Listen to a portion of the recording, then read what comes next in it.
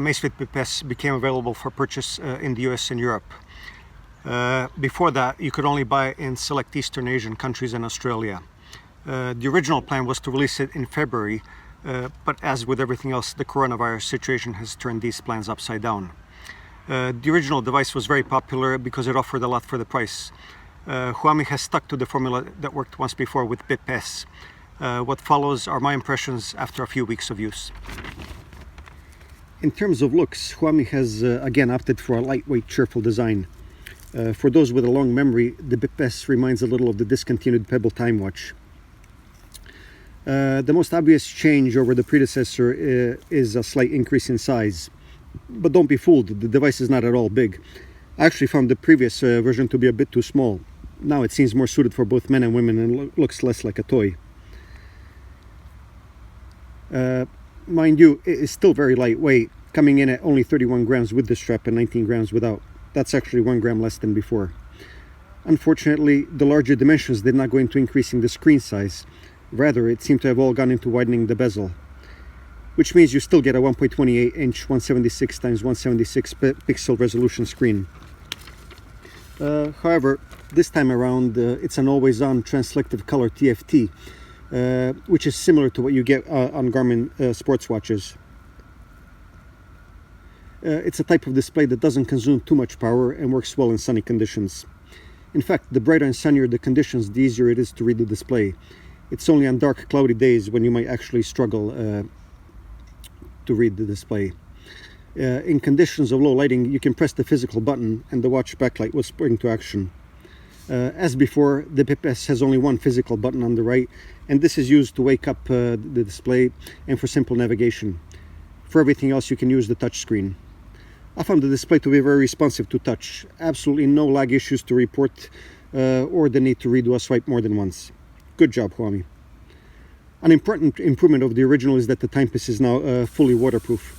In fact, the thing has a 5 ATM water resistance rating, which means you can leave it on 24/7. No need to take it off when you go to a bath, shower, or jump in the pool. The predecessor was only splash resistant, so you have to be careful not to get it wet too much. In terms of sensors, you get the standard gamut. All the basic usual fitness tracking goodies, such as a 3-axis accelerator, a 3-axis geomagnetic sensor, and the upgraded BioTracker PPG BioTracking optical sensor, which should be more accurate than before when tracking your heart rate.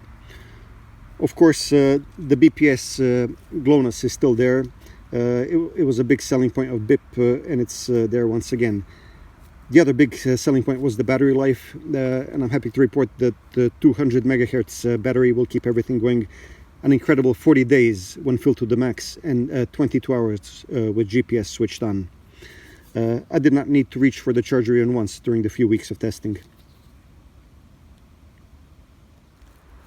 The Bip S is meant for those who are after activity tracking basics in a nice looking cheerful package.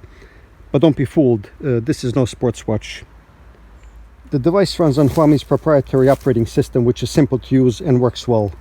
And as is the case with all Amazfit devices, it uses the Amazfit app. In there you'll find info on steps, calories, heart rate, and much more. The one thing that's missing is a floor count. The watch doesn't have an altimeter or barometer, so it doesn't keep a track of this.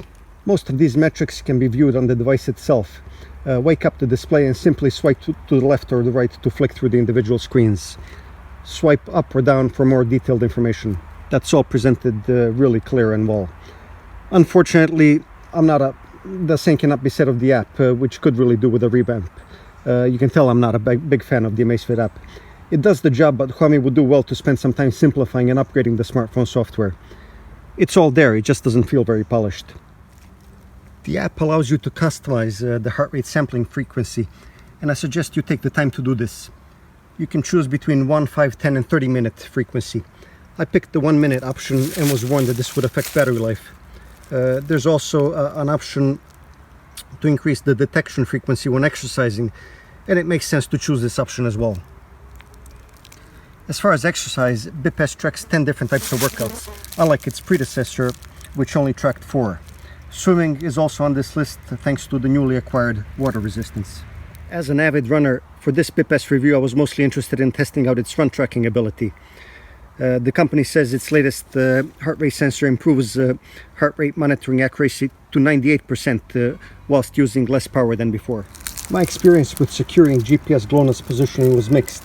On most occasions Bip S would connect straight away, but on one occasion it simply refused to speak to the satellite. After waiting around for 10 minutes or so, I decided that life is too short, so ran without GPS. Having said this, I tested the watch in 4 individual runs, had this occur only once. The same is the case with heart rate. The first time I tested the run, the watch did not track my heart rate correctly for the first 5 minutes of the session. It then settled into things. On all other runs, it was fine. Perhaps on that one occasion, I was not wearing the strap tight enough. So as far as run tracking, when everything is working, which is most of the time, the watch will suffice just fine. The fact that you don't have built-in GPS means you can leave your smartphone behind and still get detailed info on your performance. What's not there are more detailed stats such as VO2 max and first beat type metrics. But unless you're very much into sports, you're not going to miss these. My Bip S review would not be complete without saying a few things about smartwatch functionality. After all, this is a smartwatch, so you do get a few things such as smartphone notifications, music control, time, compass, world clock and more. It's not the equivalent of what you get on Apple Watch, but the things that are there work just fine. For example, if you start up the music player on your smartphone, the music controls on Bip S will instantly recognize this.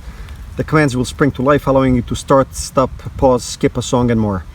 The Bluetooth connection works very well for such things, as well as syncing the device to the app. Amazfit Bip S is no sports watch, but it offers a lot of the same functionality at less than half the cost. In fact, you'll struggle to find a smartwatch that offers so much for the price.